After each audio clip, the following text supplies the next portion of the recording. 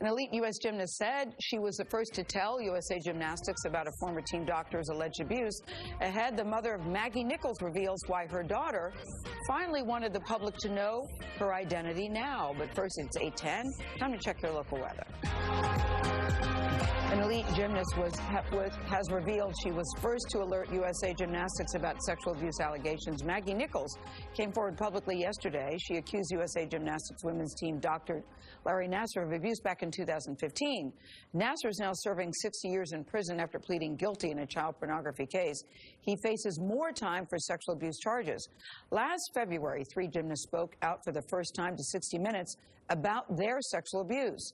Dr. John LaPuca has done extensive reporting on this story and is here with the newest revelations. John, good morning. Good morning, Gail. Since that 60 Minutes report, several Olympic champions have also come forward, including Allie Raceman, Michaela Maroney, and Gabby Douglas. Maggie Nichols first came forward more than 2 years ago, but her identity has not been publicly known until now. It's very, very, very difficult for her to have to live with this. Gina Nichols told us about the pain her daughter Maggie endured as an alleged victim of sexual abuse.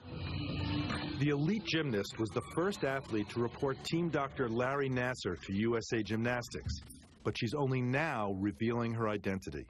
She's finally decided that she is ready to make this public and help other victims of Larry Nassar and maybe make it a safer place for other athletes.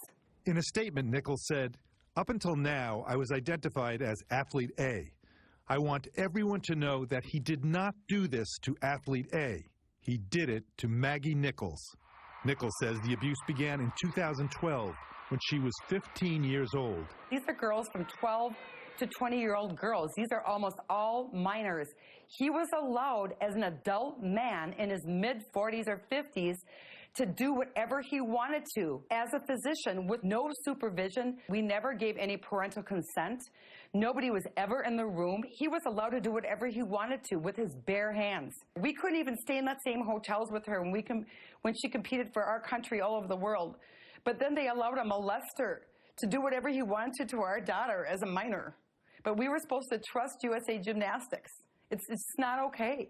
Where are the other adults that were there at the Olympic Training Center allowing this to go on? More than 150 women have now accused Nassar. Gymnast Jessica Howard spoke about her experience during our Me Too panel. She described the trauma of coming forward. I really struggle, and I don't know if it's ever going to go away. And I think that's an important thing for people to understand, that this doesn't just dissipate the moment you speak up. It's almost the moment that you speak up that you can actually start to process.